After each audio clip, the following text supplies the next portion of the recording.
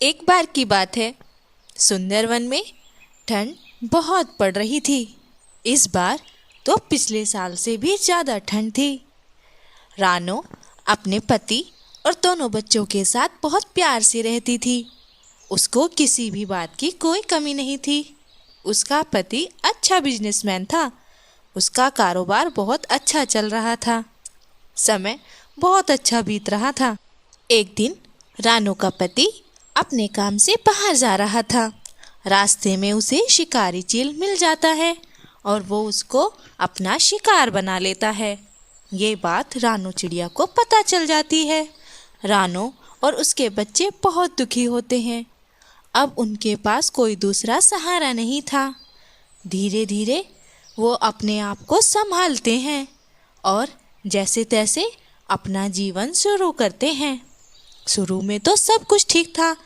धीरे धीरे उनका सारा पैसा खत्म हो जाता है। अब तो उनके पास खाने के लिए भी पैसे नहीं थे। घर में जो भी सामान रखा हुआ था वो धीरे धीरे खत्म हो रहा था। माँ, हमें बहुत भूख लगी है। क्या आप हमारे लिए कुछ बना दोगी? बेटा, हमारे घर में सारा खाना धीरे धीरे खत्म हो रहा है। पता नहीं आगे हम कैसे अपने आप को पाल पाएंगे।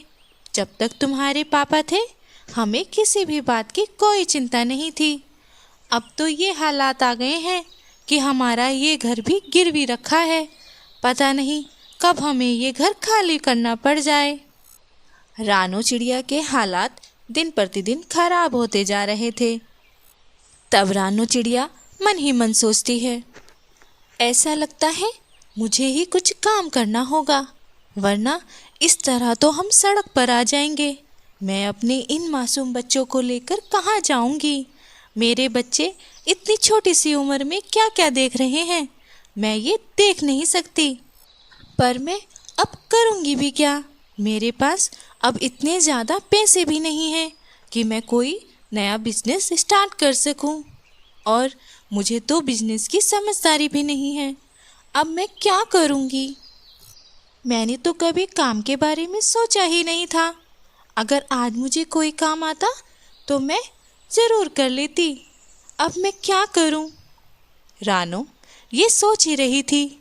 तभी उसके बच्चे बोलते हैं, माँ, हमें भूख लगी है, हमारे लिए कुछ खाने को बना दो।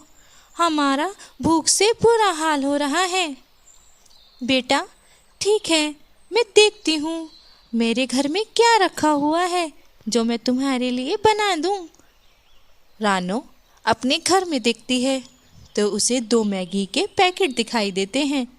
वो अपने बच्चों के लिए फटाफट मैगी बना देती है। मैगी की खुशबू जंगल में चारों ओर फैल जाती है।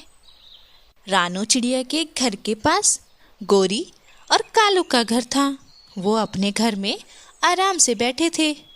उनका बेटा भूरा अपनी माँ से बोलता है, माँ, मुझे मैगी की खुशबू आ रही है, मुझे मैगी खानी है।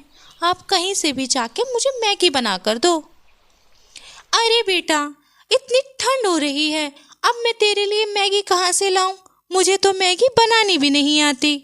मुझे कुछ नहीं पता मम्मी, मुझे मैगी खानी है। अजी, देख रहे हो तुम अपने लाडले को, कितना बिगड़ गया है। अब बताओ मैं कहाँ से मैगी लाऊं?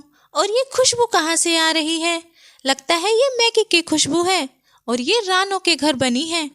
एक काम करती हूँ, मैं रानो से ही थोड़ी मैगी इसके लिए मांग कर ले आती हूँ। ये कहकर गोरी रानो के घर जाती है और वो रानो से बोलती है, रानो, क्या तुमने मैगी बनाई है? मेरा बेटा मैगी खाने की बहुत जिद कर रहा है।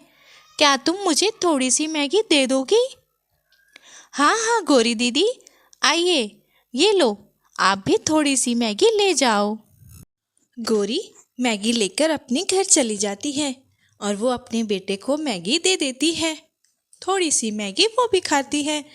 मैगी बहुत स्वादिष्ट थी, इसीलिए वो 2 पैकेट मैगी लेकर रानो के पास दोबारा जाती है और रानो से बोलती है, रानो, तुमने बहुत स्वादिष्ट मैगी बनाई थी। क्या तुम मेरे लिए ये 2 पैकेट और बना दोगी? मैं तुम्हें इसके लिए पैसे भी दूंगी। रानो, तुम्हें तो अपनी मैगी की दुकान खोलनी चाहिए। इतनी अच्छी मैगी जो बनाती हो। ये कहकर गोरी अपनी मैगी लेकर चली जाती है और उसके पैसे रानो को दे जाती है। रानो को उन पैसों से अपना बिजनेस स्टार्ट करने का आइडिया मिल जाता है और वो सोचती है कि मैं अब मैगी की दुकान लगाऊंगी। अगले दिन सुबह हो जाती है और रानो ऐसा ही करती है। वो अपने पास वाले पेड़ पर मैगी की दुकान लगाती है। उसकी खुशबू जंगल में चारों ओर फैल जाती है।